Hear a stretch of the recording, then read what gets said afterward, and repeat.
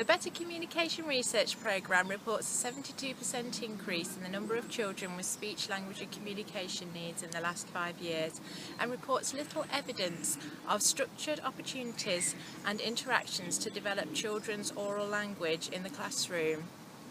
Few teachers and teaching assistants begin their career with the level of knowledge needed to identify and put into practice appropriate curriculum differentiations for these children. In early years settings in England, communication and language is a core part of the foundation stage curriculum, and in schools, the new national curriculum places greater emphasis on teachers developing skills to support children's oral language development. The community that this project serves is in an area of high social deprivation and has families whose first language is not English. It was by considering these complex and interrelated issues that we developed our coaching tool in conjunction with Newcastle University. Video coaching allowed us to develop a method of bringing together the shared expertise of a teacher and speech and language therapist. It has given us the opportunity to bring theory into everyday practice in a one-to-one confidential exchange. The co-constructed discussion looks at 3 key elements that support communication for education. This school guide to coaching, produced as a result of research conducted at Newcastle University, provided the trigger for the collaboration and the development of the video-based coaching model. Coaching Conversation is focused around a 5-minute video clip of classroom practice taken on that day, enabling an interprofessional conversation. I found the video coaching really useful because once I'd been observed and Bibbs and Joe talked to me about what they'd observed and brought up, I was able to go away and think about it and think that, yes, I was a bit more directive, and a lot of my activities are where I'm talking and there's not much of the interaction happening from the children, so it's not coming, it's more led. I definitely feel that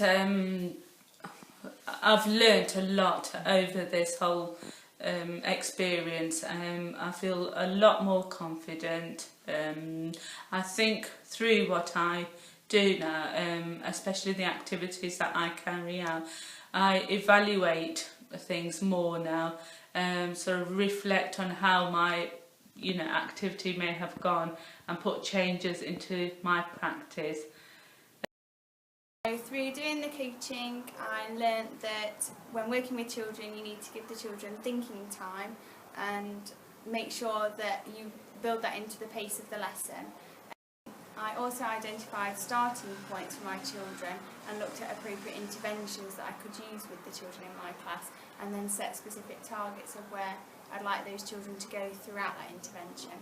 I currently now use the speaking and listening focuses as part of my planning to do with the new national curriculum framework, and that is at the forefront of my mind for each lesson that I plan. And within that, I prioritise that all the adults that work within my class have speaking and listening at the forefront of their teaching and their planning time within my lessons as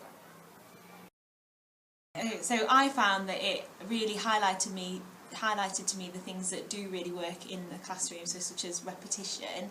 I also found it really useful to sort of look at the scale of where things can really break down with speaking and listening, and it really highlighted to me just there are so many places where it can break down.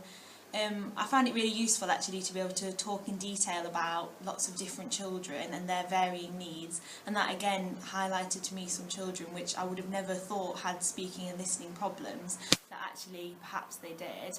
And something else that was brought to my attention through being quite a new teacher was the level of questioning. It was something that I hadn't really thought about before, but it really identified to me that the level that the children are working at for speaking and listening, I really need to pitch my questions more appropriately to their needs.